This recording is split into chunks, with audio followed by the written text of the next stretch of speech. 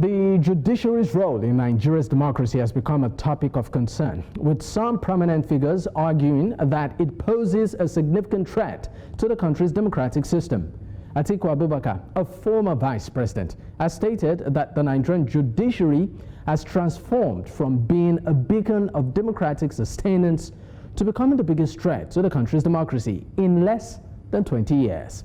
Similarly, Peter Obi, a former presidential candidate and former governor of Anambra State, has expressed concerns about the judiciary's impact on Nigeria's democracy. He argues that the common perception that INEC is the main problem hindering Nigeria's democratic progress is misplaced, and instead points to the judiciary as the biggest threat. Obi's concerns highlight the need for a more nuanced understanding of the challenges facing Nigeria's democracy.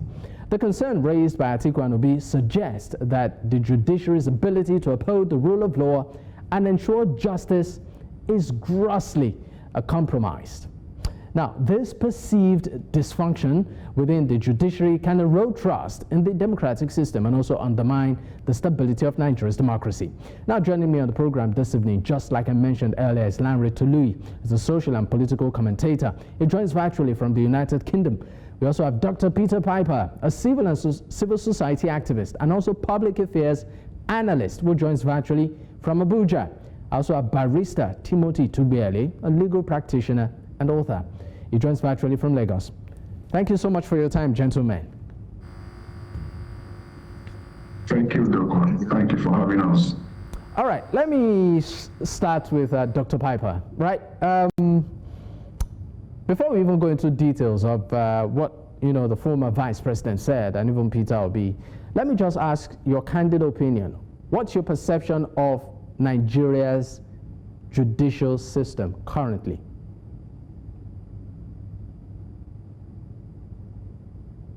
Is that a question for me, Dapo? Yes, Dr. Piper. All right, thank you very much. And let me say once again, thanks for having me. When a nation begins to complain about its own judicial system, it is a clear indication that there is danger. It also clearly indicates that the trust and confidence that the people have in their own nation, in the Constitution, the binding documents that put everyone together, is being eroded. Every kindergarten child in Nigeria can tell you point blank what opinion they will have about not just the policemen, but also the judiciary. In most civilized countries in the world, when someone tells you, I am going to take you to court because I'm aggrieved, you begin to panic. You begin to do some sort of introspection to find out if there is something or a part of the law you have violated. In Nigeria, it is different. So when someone says, let's go to court if you don't like it, you just say, well, forget it, I am not going to get judgment anyway. If you look at just the recently concluded elections, especially the one in Kogi State, you saw that some of those who lost the election refused to go to court. So I think it's just obvious. It's just obvious that we have no confidence in the judiciary anymore. We see both INEC and the judiciary as working hand in hand. What we are witnessing in Nigeria today is no longer what we were taught in school. In school, they told us it was called a separation of powers. The judiciary, the legislature, and the executive. But what we... Dr. Piper, it seems we're witnessing in Nigeria is a conglomerate of the powers might take. All right, you've given some sort of, will I call it surface analysis of maybe the average person's perception of judiciary. You sort of question the trust in the ability of the judiciary to actually, will I say, give justice. It seems pretty much eroded. I think I would want to take the opinion of Lanre Toluhi on this. If someone tells you right now in Nigeria, I'll take you to court, will you be scared?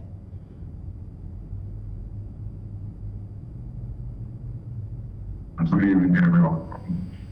After the panel of judges here, the truth is, after the panelists rather, the truth is, when someone tells you in Nigeria, let's go to court, because the person probably knows what's going to happen, you that are taken to court. When a wrong person, it's only in Nigeria you see somebody else doing you wrong, and he or she knows they've done you wrong, then let's go to court. Because they know that when they get to court, they're going to get judgment. And now there is this public perception, there is this public belief or public opinion that getting justice in Nigeria, getting a court justice in Nigeria, goes to the highest bidder. And so about the number of people, the amount of weight you have, or the contact you have, or the connection you have, because you see the miscarriage of judgment or miscarriage of justice you see in Nigeria is alarming, is appalling, and for that the people have lost. No, the judiciary is meant to be the common man. The case, the reversal is the case in Nigeria where anybody can do anything, and the same judge, the same, even at Supreme Court level, we see them give judgments that are contradictory, black and white, if I can use the word black and white, where they give this judgment and you see the next case where they all believe that judgment is meant to be based on precedence. That's what the legal people call it. And the Supreme Court will give a different judgment, totally different from what they've given in similar case, the same situation, but in different place. And you now ask yourself, what is happening to the Nigerian judiciary system? What is happening? First, they frustrates you with their processes by adjournment and all kinds of things. And finally, by the time they are passing the judgment or they are giving the judgment, you'll be surprised with what they will tell you. And at times, if they don't even know what to do, they now start falling back to things like technicalities and all that. And you now start asking yourself, where is the hope of the common man? Because the common man in Nigeria must have a hope. And where now in Nigeria do we still have the hope for the common man? And it is very critical that the common man needs to start having some kind of little hope and thinking that, okay, something can happen. We can be part of this society. Already, the common man is already being choked. Now, where they should run to where it's meant to be the temple of justice, where they should think when their right is being trampled upon, they can get there and get justice. The reversal is the case. In fact, if you're not careful in Nigeria, they will tell you that 1 p.m. is equal to 6 a.m. in Nigeria, and Shari will tell you that is true. Also, we need to be careful and seeing that the Nigerian judiciary too does not go the way they are going. All right, I would like to bring a barrister, Timothy Tugbiyele, into the conversation. I know he's been a lawyer and also a trainer of lawyers for decades, and is a renowned lawyer here in Nigeria, very much a strong voice when it comes to legal issues. I'd like you to react to this. From what, of course, Dr. Piper said, and even Larry said, it appears the trust in Nigeria's judicial system is dwindling, which maybe might even reflect the opinion of many Nigerians right now. Some would even say it appears like the judiciary is up for the highest bidder. What's your reaction, sir?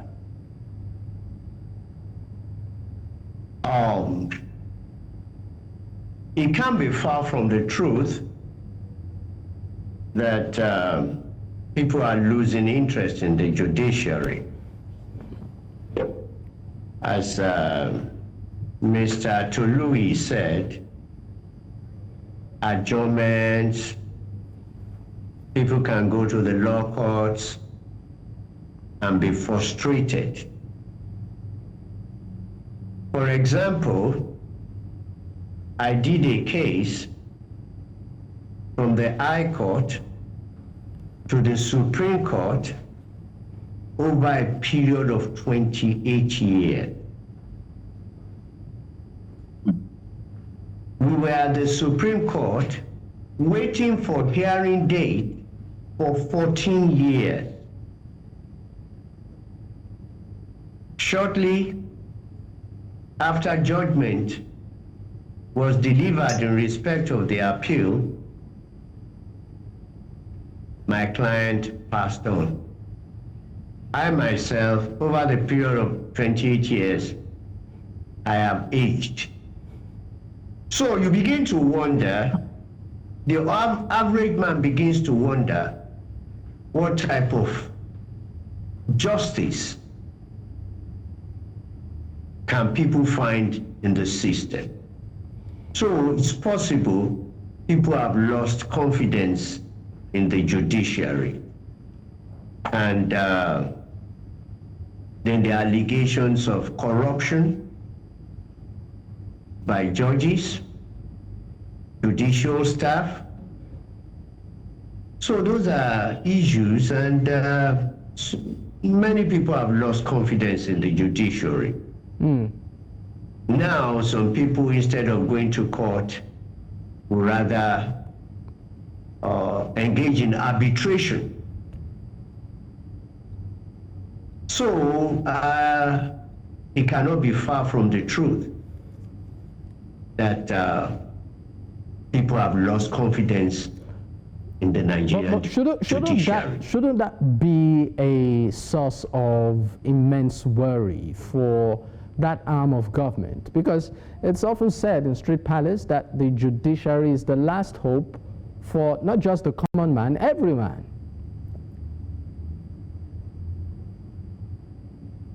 It's a source of worry. That's why you are having a program like this, so that people will hear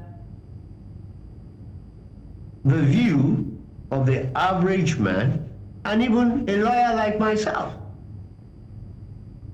How can you wait for 28 years in order to get justice? 28 solid years. So I hope the people in authority are listening to this type of program. You cannot blame judges alone for all this. Litigants are to be blamed also. Lawyers, judicial staff are to be blamed. So we must sit down and address the issue of justice delivery in Nigeria. All right. That is my view. Okay. Let me come back to you, Lanre. I mean, you've heard what Barrister Tugbiyele said, given the fact that there are challenges.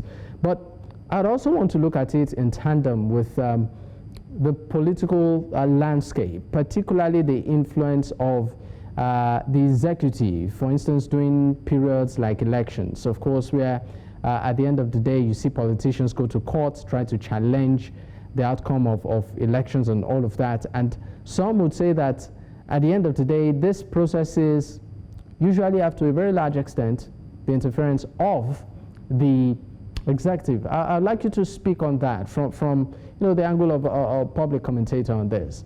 Are we really progressing? The truth, we're not. We are not progressing in terms of that, because we've seen people, politicians now brag to tell you the people they know in the judiciary system, or in the judiciary and what they will do to you because of their influence. We've seen where governors just decide to go shopping for judges and justices and all that. You see ministers trying to build houses for them. The independence, because they are meant to have three arms of government: the executive, the judiciary, the legislative. We are not having that in Nigeria because it is looking at everybody pounds to the executive. And because of that, a lot of things happen, and you see these politicians or those people with political ambitions, or people who are politically exposed individuals do all kind of funny things, and they do all these things. But I still believe that if the judiciary sector is doing what it should do, they should be still, and they should be acting in a way that they will not be easily corruptible, because they make themselves corruptible. They make themselves readily available for these politicians. You said they make themselves. I'm sorry to cut in, Larry. You said they make themselves readily available for politicians. Yes, they do. I would like you to expand on that. How? Okay, what I mean by that, one of the reasons, because when I was studying why that when you go to court of law, they tell you don't do a broadcast, don't record, don't do all that, is because they don't want you to identify the faces, judges and all that. But it's a Tugbiyele might tell you that, because I'm not a lawyer, but I know the little things I've read and all that. But now you see Nigerian judges, they want to do parties, and they want to invite all politicians to their parties. They want people they know to know that they know these people. They make themselves readily available. And at the same time, too, because our value system as a people, as a society has dropped. Now people don't see what is our definition of success.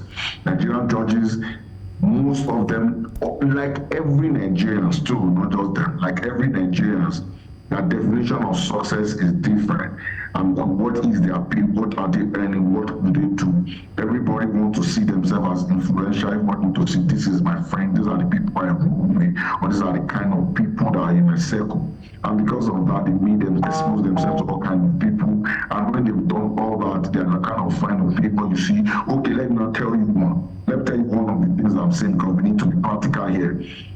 How on earth will some judges in Nigeria allow a minister to be building a house or building quarters for them? Is it within the profit of the minister to build quarters or do all that for them? The answer is no. So now when you see a minister, or you see the minister that built a quarters or a house or housing for you after they've taken people's land and done all kinds of things, that all those allegations that's been happening, and they've given you a good life, now do you expect judges to give judgment against such person and his cronies? The answer is no. They made themselves easily corruptible. You see a judge Larry, I'm sorry to interrupt you. Some would also argue. Some would argue on the contrary. Some would argue on the contrary, Larry. Against a man that are giving you a luxurious home. Some will argue on the contrary, Lanre, that when you make judges comfortable, the chances of them being incorruptible is high, because what exactly would you want to offer them that they don't have in terms of remuneration? So I don't know. I mean, that's for some individuals. Maybe I should just give you 30 seconds to react and then move to Dr. Piper. Okay, see, if they are well paid and they have good salary package and all that is the way to do that. Not for a minister or a commissioner or somebody that is not meant to do something to come and build a house for them, give them schools, give them cars. No, that is not the way. You make them comfortable, pay them as at when due, give them all their bonuses as at when due, ensure they have proper things that they need to get. That is how you make a judge comfortable. Now, not you, because it's indirect way of inducement. What we are seeing in Nigeria, or coming from the executive arm of Nigeria, is inducement, inducing these judges. And when they induce them, morally, you can't give a judgment against a man that you see to have changed your life. It is a moral thing. Okay. Do you also share that, Dr. Piper? Do you think that making judges and lawyers, people in the legal system comfortable is a form of inducement? Why do they have to be comfortable? Why do they have to be more comfortable than the most uncomfortable people in this country? Well, let me just get to the point here. We are talking about a systemic collapse in Nigeria. we should be burying our heads in shame. We are supposed to be in a democracy, but unfortunately, we only managed to sit from military rule to civilian rule. We are yet to truly understand what really is a democracy. Why is a democracy important? What are democratic values? What we are doing in Nigeria today is a mockery of democracy. We should be apologizing to our secondary school students studying government. We should apologize to them for the elementary definition given to us as democracy being a government of the people, for the people, and by the people. In fact, we are in a country where the people have been so pauperized, where poverty has been weaponized, where the people have been so impoverished, and those they are supposed to hold accountable for their misery and frustration are the ones they are idolizing. They call them distinguished senators. They call them honorable members of the National Assembly. And they call the governors their excellencies, which means they can't do wrong. So what we're seeing here is an institutionalized stupidity. And the majority of the people have come to accept this. And I wonder the kind of culture we are going to breed for ourselves. Everything we were taught in school, we are seeing it being ridiculed before us. The moment the people are no longer the ones choosing their leaders, it is technically not a democracy. All right. So it's time we own up that this is a civil rule, not a democracy. And I really sympathize with my brother there, the legal practitioner. I could feel his sense of, frustration, because in every profession you have good people. But when the majority of the people are evil, then it ruins the reputation of everyone. We no longer, this is a country where we don't believe in justice. We know that you will not get justice. In fact, it is time we begin to tell our people the truth. In Nigeria, you are guilty until proven innocent. So I think it's time we begin to really tell ourselves the truth. And we have a country where majority of the people are not patriotic, because what drives patriotism is when you love your country, the people are there fighting for you, that these representatives are there representing you, and you can hold them accountable if they misrepresent you. But unfortunately, we have made our young men and women so stupid that when they see these politicians, they say, your boys are loyal. Oh, guy, your boy is loyal. You are not supposed to be loyal to any politician. Your loyalty is to your country. These politicians owe you loyalty. That's why those working for the government are called civil servants.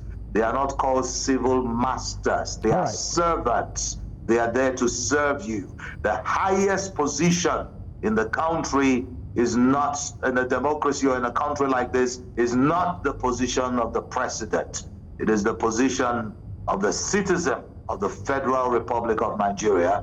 And I am privileged to be occupying that position as a citizen of a Federal Republic, of a country that has been hijacked by a few people. Nigeria is experiencing what I consider a state capture. And until the system itself is addressed, nothing will happen. Thank you.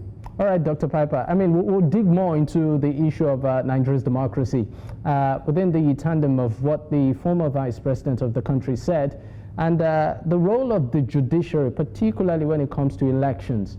Has it really been able to push that needle of election credibility, you know, and the trust in the system for Nigerians? We'll do this and more once we return from this break. Do stay with us. Many thanks for staying with us. Of course, this is still Politics HQ, and we are looking at the role of Nigeria's judiciary in enhancing its democracy. I still have my guest with me. Gentlemen, thank you for staying with me. Now, let me come to you, Barrister Tugbiyele.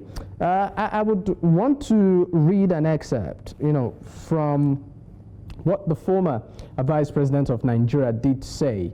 That's the person of Atiku Abubakar. And I'd like you to react to it. In his words, he said, that needs to be altered.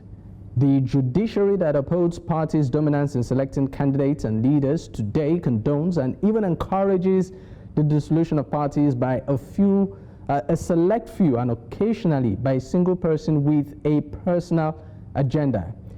Additionally, it appears that the judiciary is taking the place of voters in selecting our leaders. The goal of judiciary's involvement in election disputes was to uphold voters' decision. However, rather than upholding the choices made by the electorate, the judiciary, even at the highest levels, tries to find technicalities to deny them. End of quote. I'd like you to react to that, sir. Is the judiciary, because, I mean, you are a part of it, is it helping when it comes to elections in the country, truly?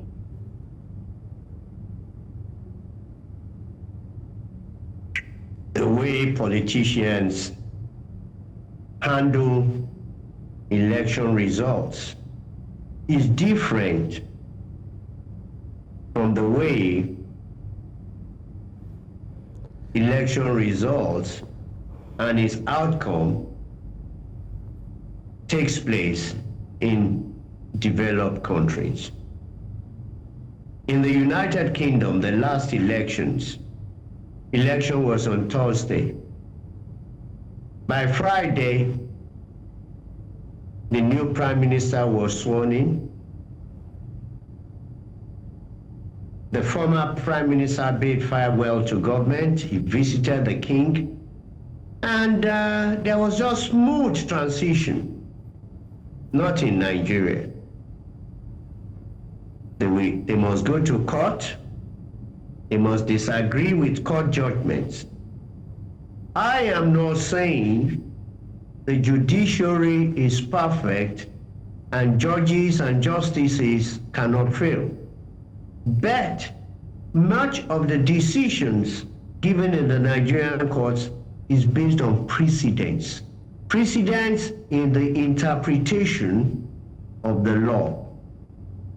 We were taught to appreciate precedents. Precedent means a case was decided in a particular way and manner based on facts. So if the facts of Ojo versus INEC is the same fact with Sule versus INEC, the judge will interpret the issues based on the same facts or similar facts in the new case as in Ojo versus INEC. The law is settled in most of the decisions that courts interpret. Most interpretation is according to the understanding of the judge and the justices based on precedents. So what Mr. Atiku has said is his own opinion. Probably the opinion of somebody who lost out in an election. Nigeria will be a better place when politicians accept defeat and they allow the nation to move on. All right. So are you saying that nobody contested President Trump's elections? I mean, look at the way Trump supposedly won, and is now in government. In Nigeria, we've never had anything like that. The nearest to that in Nigeria is former President Jonathan congratulating the new president and allowing things to move on.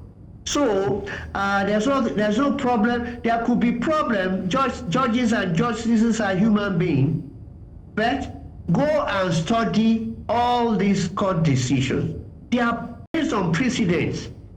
Judges in Nigeria don't make their own law. They interpret the law based on precedents. It's not magic. Everything can be reasoned out when you read these judgments. So I think politicians should appreciate when they are defeated and allow the country to move on. That's my view.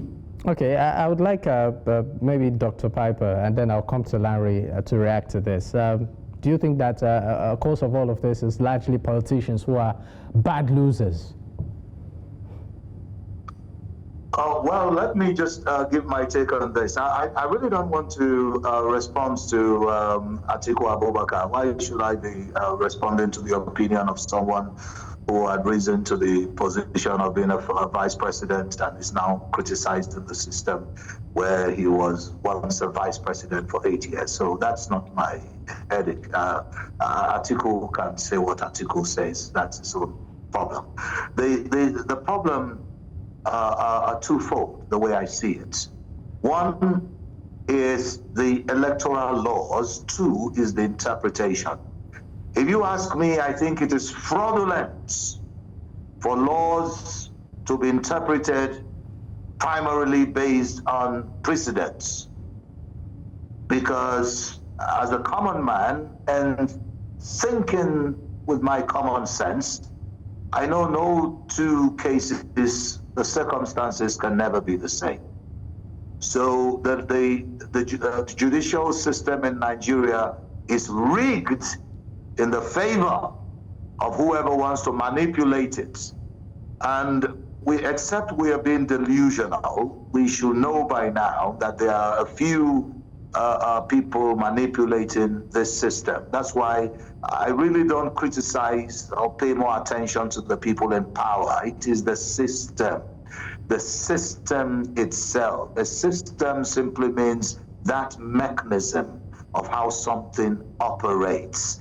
It's just like if you're watching a puppet show and you're excited about what the characters are doing, fine, but you're not, because you're not seeing the hand that's pulling the strings. So what we're just seeing right now is the external display of something fundamentally wrong with our country.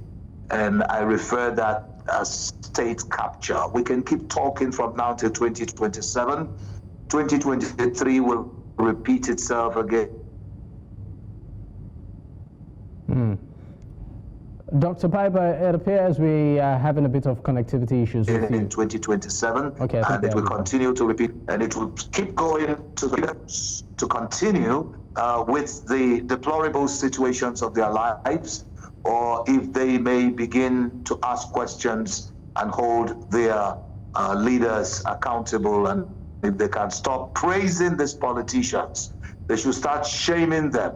It is disgraceful for people in the executives to be buying cars for judges. It is a shame that the executives are the ones building houses for justices. The justices should bury their heads in a pool of shame, because what the children were taught in school and are still being taught is that these three arms of government are separate.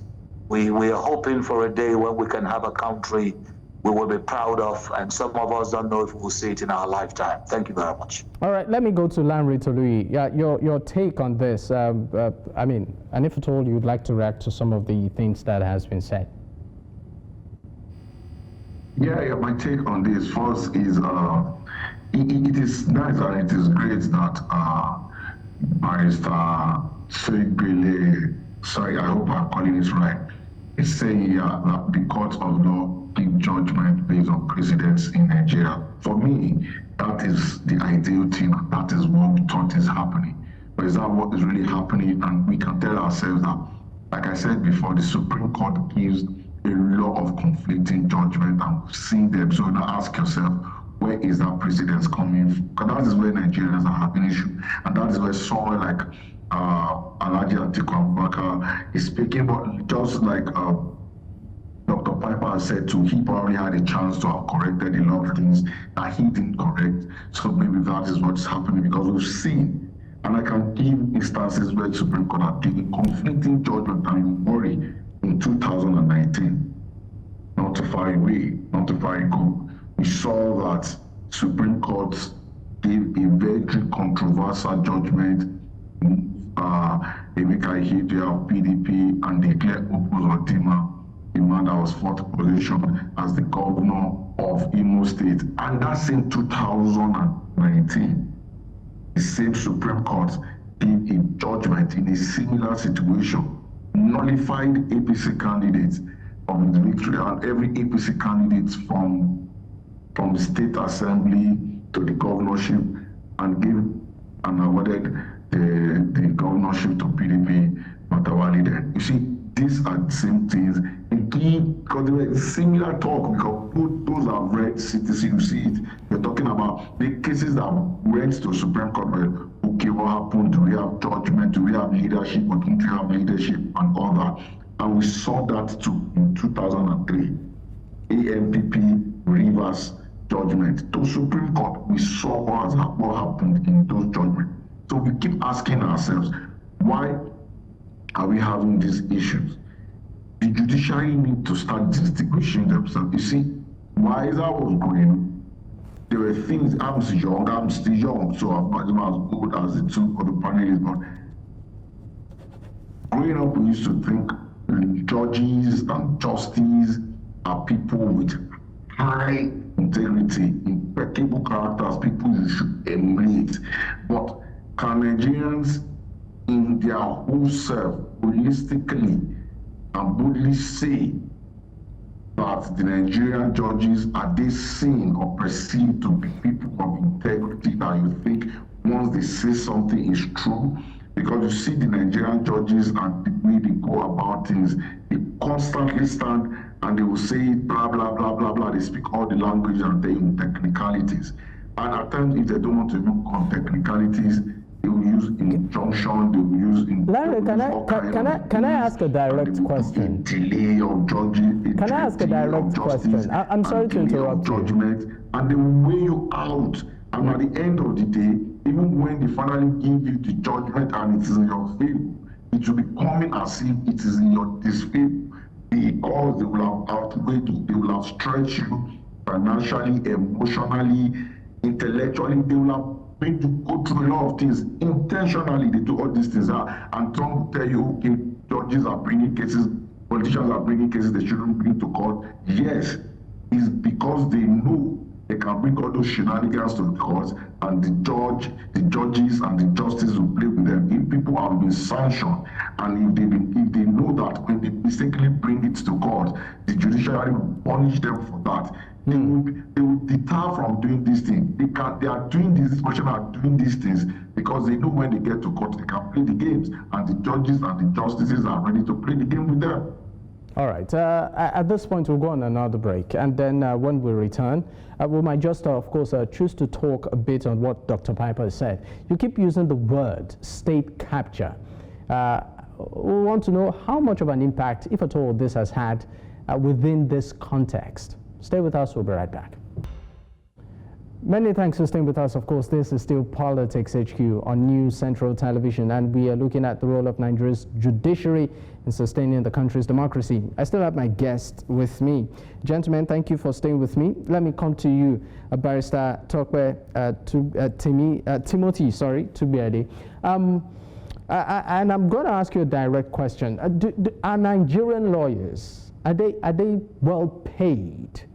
You know, compared to what is obtainable globally, because one would also not want to remove the fact that when one is properly remunerated, it tends to create some sort of focus on the job and not maybe want to make you compromise. So I'm going to ask you, an average, maybe law graduate, are they well paid enough to say, you know what, I'm proud of this profession?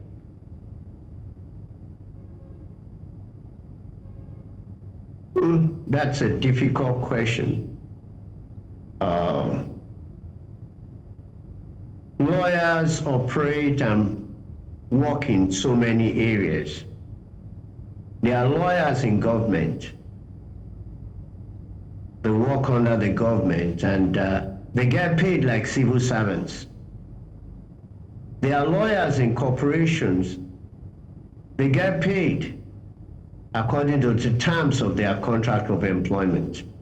There are lawyers in oil companies who get paid as executives in oil companies. Then there are lawyers in private practice. There's always been a problem with the payment of salaries for lawyers in private practice. Many years ago, many lawyers who trained in England, in the Inns of Court in England, were not paying lawyers. They just believed lawyers were learning and they were not to be paid salaries. So in those days, life was very tough. Lawyers, I wrote a book, my memoir, The Barrister. I described the situation in private practice about 45 years ago. Lawyers in Ikeja and Ibadan, they were paid as little as 200 naira a month, which was not working wage in those days. Some of them will have to stay with their parents to eat free food or stay with their uncles and jump on motorway and run around the city. Even lawyers who were reputable in Ibadan, they were paid. A lawyer who worked with one of the great lawyers in Ibadan was being paid 200 naira. So it was that bad. But it all depends on the senior. I didn't go through that. I had a car 2 weeks after I started practice, a Volkswagen Beetle, which was okay. I had a furnished flat, which was paid for by the office when I could not get a house.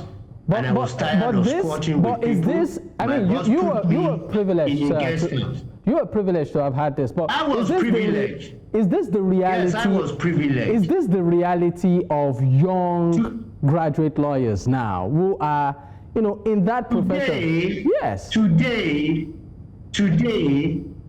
there are lawyers, there are law chambers in Nigeria who start lawyers with as much as 300,000. 250,000 a month. But before you can get into a chamber like that, it's like you came out of university or law school with first class or second class upper, and a lot depends on who you know, who introduced you to that law firm. Maybe you are the son of a Supreme Court judge. But Barrister Tugbiyele, I'm sorry for time. I might choose to just. Supreme Court justice, I mean. So with such connections, it's easier for you to get to chambers where they pay a lot. Barrister Tugbiyele, I'm sorry, I might just need to pause you there for a moment because Yes, you are really pressed with time. And I want to come to Dr. Piper on this one.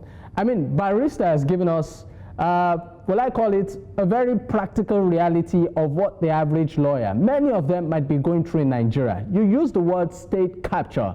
How is state capture not possible in the judiciary when you see a situation like this?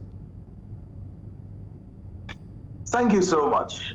When the state has been captured, it means everything within the state is under the captivity of the captor.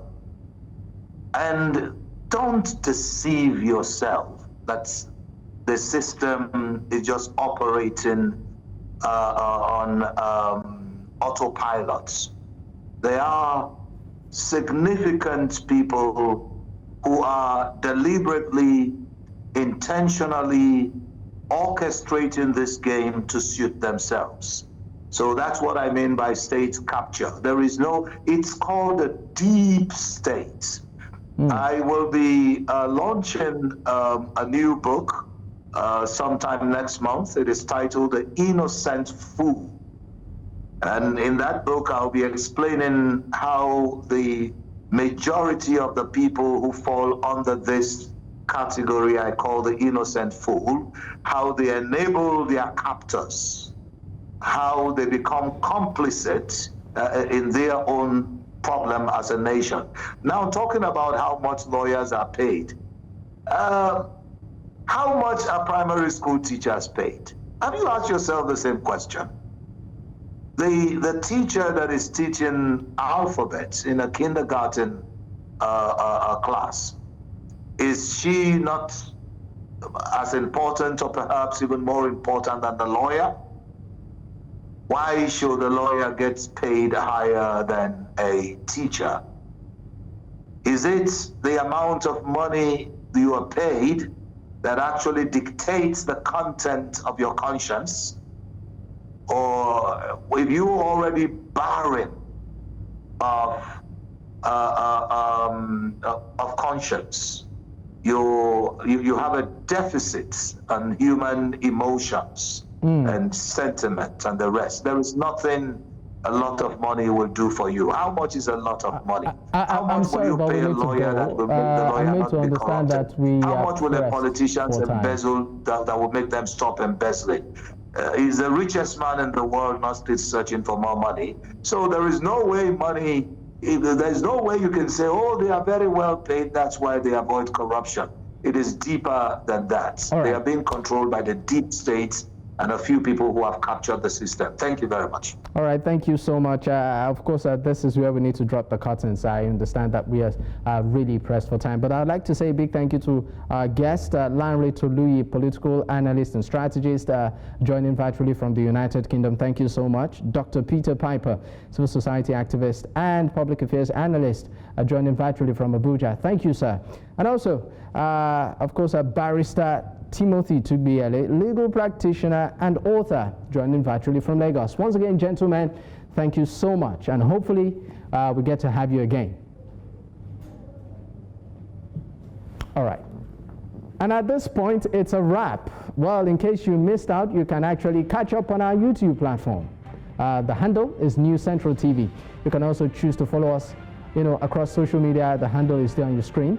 You can choose to follow me personally at Dakpo, at Digboye. Until I come your way tomorrow, good night.